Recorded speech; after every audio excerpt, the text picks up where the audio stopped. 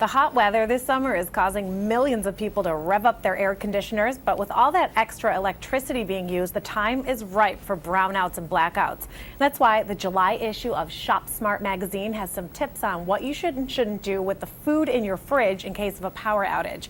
Joining us now is Jody Rohlena, senior editor for ShopSmart. Jody, thank you for being here. Thank you for having me. Sure, and you know, you have to expect the unexpected. If you haven't had a blackout or brownout yet, chances are you're going to. You had one yesterday. I had one yesterday, yeah. What crazy timing, and luckily I knew what to do. Right, so these are some good tips. So you get home and you open up the refrigerator and you notice it's not warm in there. I mean, it's not cold in there. The lights off, and you know, if it's not cool in there, that's when you have to be careful. So keep the door closed. You know, that's really important.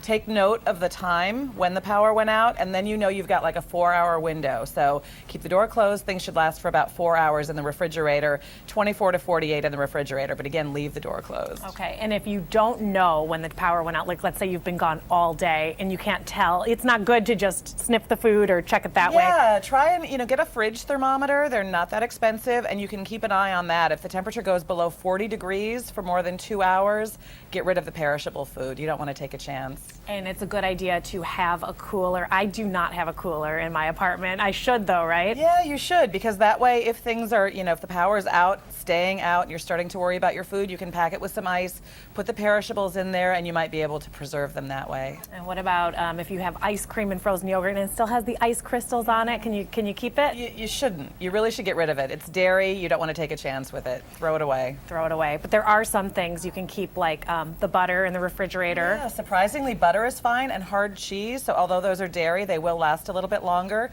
Veggies, raw vegetables, and fruit juices, those will last up to 24 hours. So you don't have to toss everything. You don't necessarily have to just throw everything out. And Yeah. I think sometimes you think, okay, the power's back on now, I can just throw things back in the freezer. If you put them in a cooler for a while, probably not a best idea to refreeze. No, a lot of things you shouldn't refreeze. If there are no ice crystals, or again, if you've got this food thermometer, if the temperature is above 40 degrees, you don't want to refreeze it. It could be dangerous. Okay, and then I know in the summer you have lots of meats, things for the grill. So if these juices have Yeah, if the juices leak onto anything, you've got a potential food poisoning situation. You don't want to mess around, so toss anything that's come into contact with juice from raw meat. Okay, so yesterday when you had your incident, did you have to put some of these into place, or was it just a quick? Well, everything was fine. I knew not to open the door, and I was thirsty, but I kept the door shut, and everything was fine. The power wasn't off for more than 4 hours, and I knew that. So, yeah, everything was saved. Okay, Jody, thank you so much for being here. Thank you.